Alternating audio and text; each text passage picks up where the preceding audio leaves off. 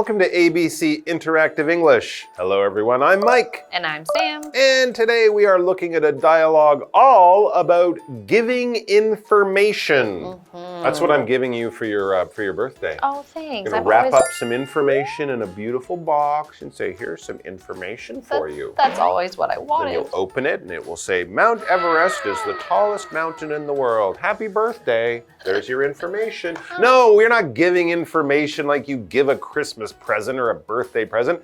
You're passing on information. You're sharing information. You're making someone you know smarter and less dumb. Yes, and this one is all going to be about Peter and Iris, and they are working on a vocabulary test. Ooh, so they're giving real useful information. Yes, there's a test coming up. Okay. And so they're trying to prepare for this test. Great. And I think always, having somebody else to kind of prepare for a test with you, I think really helps. That does help. A classmate, an older sibling, brother or sister, maybe your mom or dad. Did you do that? Did you find that helped you prepare for tests and quizzes? Yes, I still remember having vocabulary or spelling tests or these kinds of tests in grade school, and my mom would sit with me at the kitchen table and she would go through each word until we had it right, and it was very helpful to have somebody to talk out loud with and kind of bounce back and forth and remember different things. It was great. That's great. So yeah, you can do it in person. You might, invite a friend over or meet at the library. Of course, now you could do it online. You could do like a Zoom call and study with your friend in another part of the world. Who knows? Another time you might give information is when you're passing on a note. Maybe someone calls for someone at your home, or you get a text message and the person isn't there, but then you say, hey, someone called, you got to call them back, or hey, here's the place we're meeting next weekend. We want you to come and join us for a little party. You're passing on, you're sharing this information. So what's going on here? Peter is helping Iris prepare for her vocabulary test. Oh, we like vocabulary tests. Yay! Because you're testing vocabulary. What is vocabulary? It's words, basically. Words that you have to learn for some reason. Let's get into our dialogue. Peter is helping Iris prepare for her vocabulary test. What do you call the thing that you put your clothes on in the closet? That's a hanger. Come on, give me something harder. Okay. This is a person who watches over children when the parents go out. You call that harder? That's a babysitter.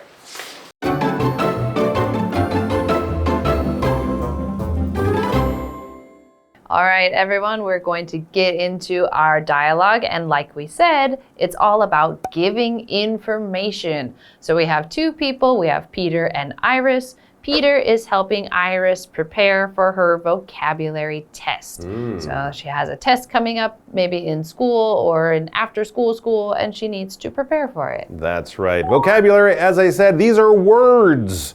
But we often use vocabulary when we're looking at English as a subject, as something you learn, and you're trying to break it down into different parts. Vocabulary really is just a list of words. So your teacher asks you to spell the word or to tell her what the meaning, tell him or her the meaning, what the word means, when we use it, how we use it. And this would be different from grammar, which would be the rules of English, how you make a sentence, what words go where. But just talking about the words, what they mean, or special words in special parts of life. You might talk about medical vocabulary that doctors need to know and use and understand. But for us, medical vocabulary or computer vocabulary might be hard to understand. And daily vocabulary, the common normal words you use in your life. But basically, if you're studying words, especially as a way of learning more and becoming better at a language,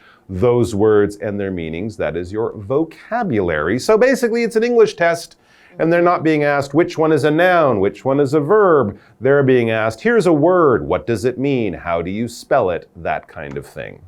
All right, so let's get into our dialogue.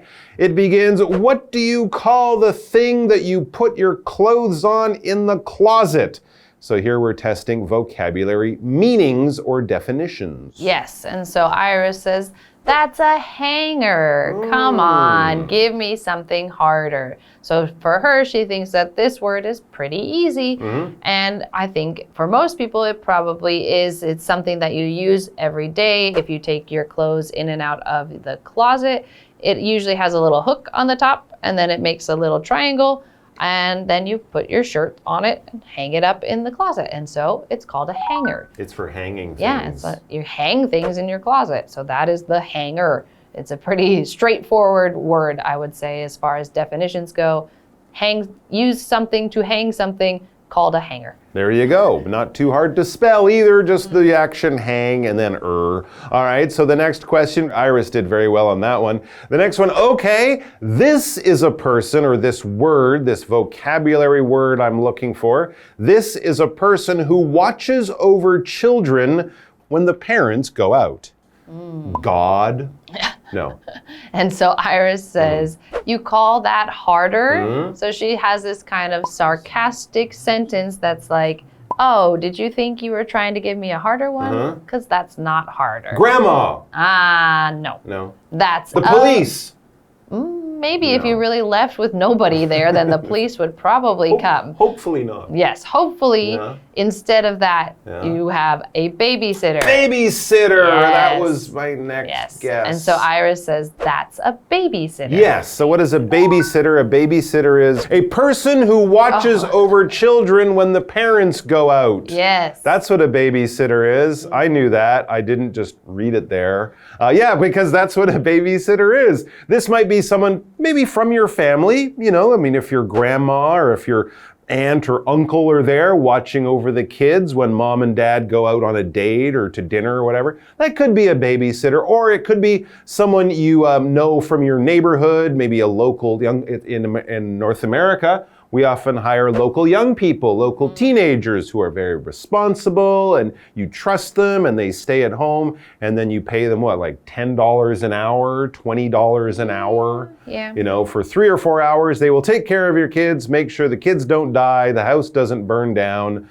and the kids don't take the car and drive away. They just basically act as the parents, the caregivers, the people who make sure nothing happens to the kids while mom and dad can't be there. Yes. So there you go. Yeah, I was a babysitter. Were you? Yep, when I was starting in probably middle school, I think. Oh, so you babysat. I babysat. She babysat, which would be the verb way to use that term. So there you go. I think Iris is doing very well on her little vocabulary test now, but we're going to take a break, and when we come back, she could start failing. So come back for that. No, that was just to warm you up. Ready? This is a word which describes me. There are too many to count. It's also for someone that doesn't behave properly. That would be a person who is naughty.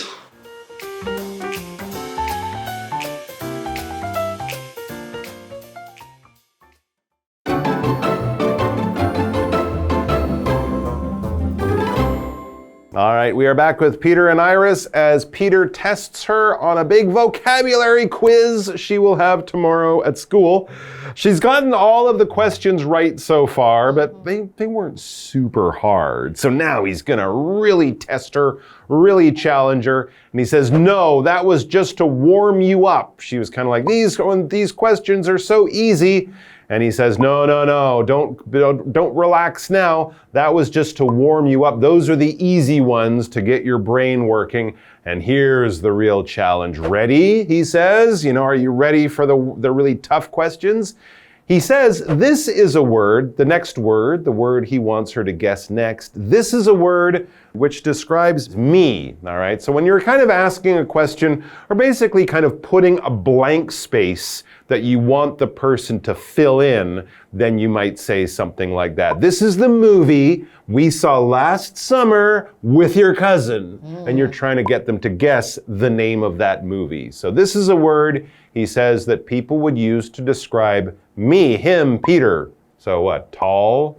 Well, that's the thing, and this is what Iris is saying too. There's too many words to describe with the one name person. Peter? Yeah. Blonde hair, blue eyes. Yeah, you're right. Dark many hair. things we There could you could be guess. all kinds of stuff. Who knows? Yeah, and so that's what Iris says. She says, ha, meaning like, ha, ha, ha, that's a laughing sound.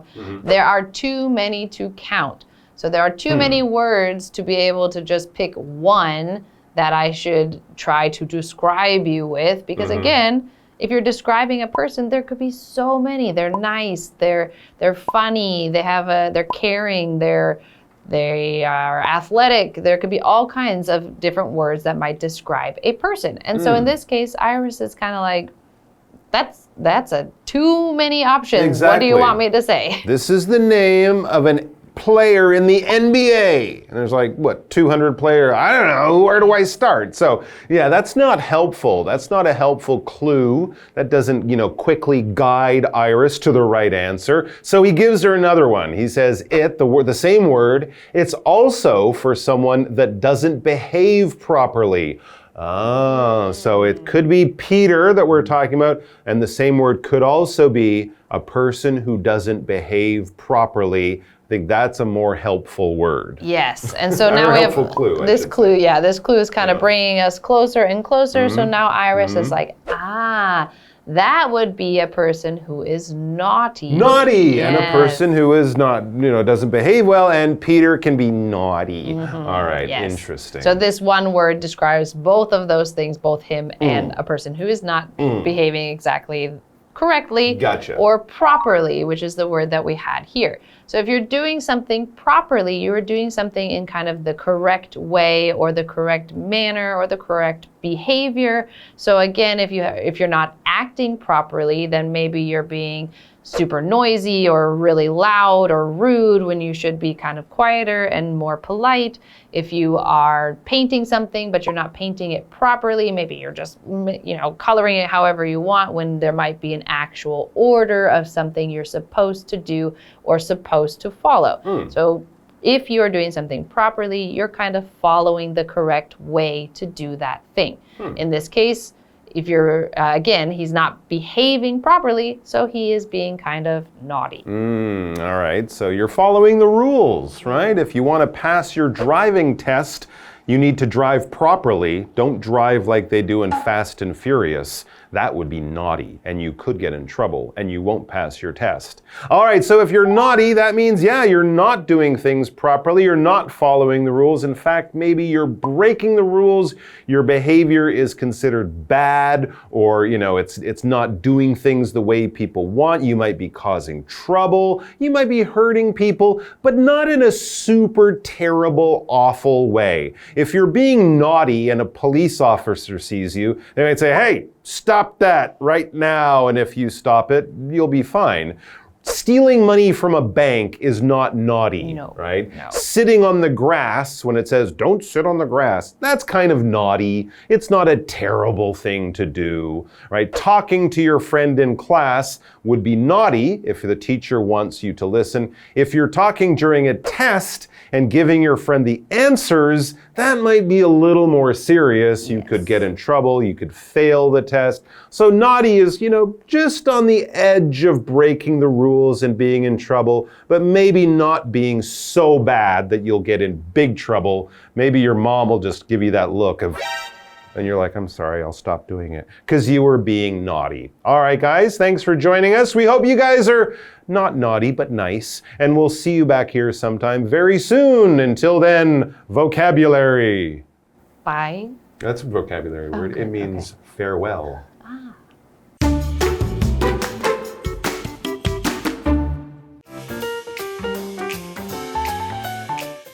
Peter is helping Iris prepare for her vocabulary test.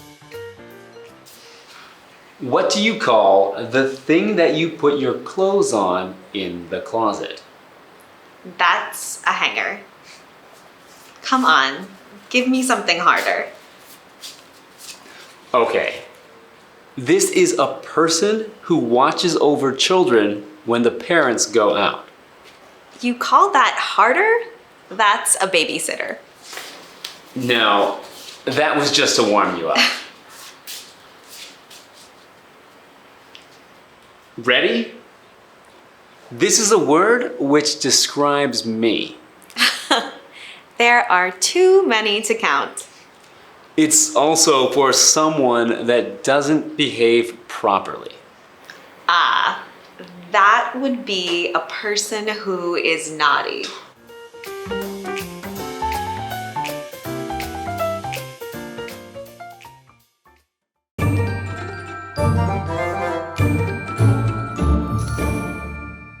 Hi, I'm Tina. 我们来看这一课的重点单字。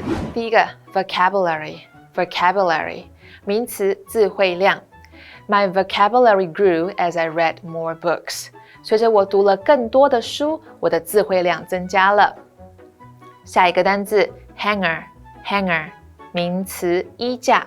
Susan hung her coat on the hanger by the door. Susan 把外套挂在门边的衣架上。下一个单字babysitter 名词保姆。Jenny hired a babysitter to watch her children while she went out. Jenny 在她外出时请了一个保姆来照顾她的孩子。最后一个单字 naughty 形容词顽皮的淘气的。The naughty child drew on the walls with crayons.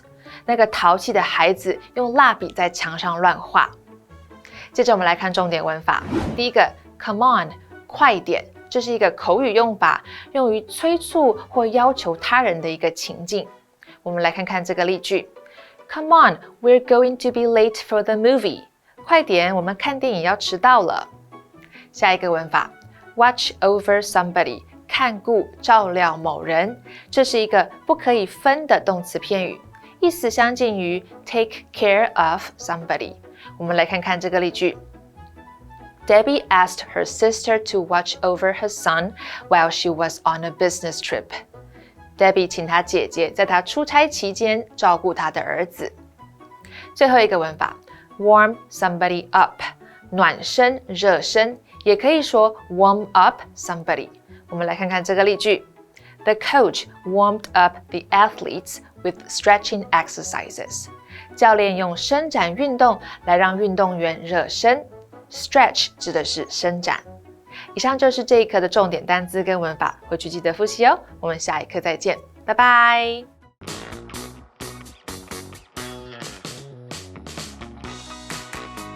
Here's how to play.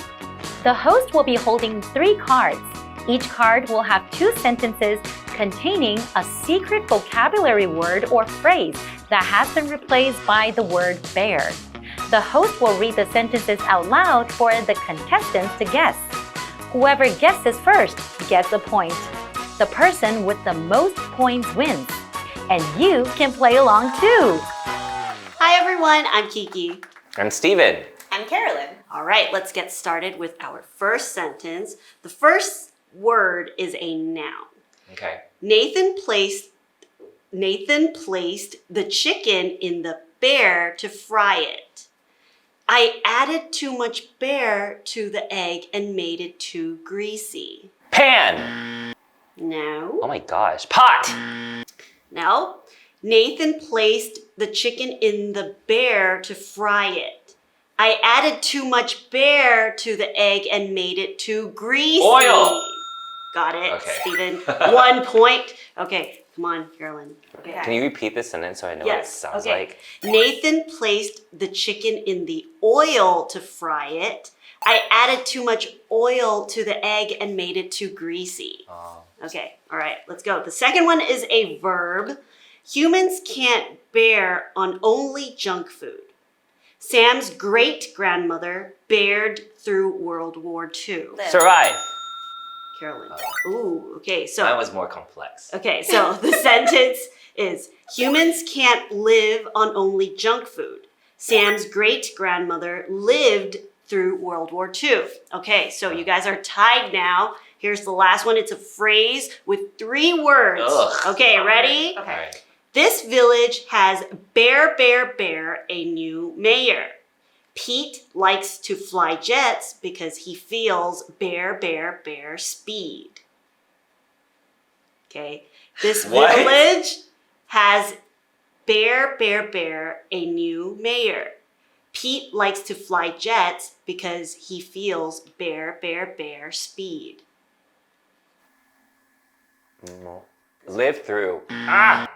This one's tricky. Yeah, tell me about Because it. He He feels something with speed. He feels More alive. speed. He feels Okay, I'm gonna give you guys 5 more seconds.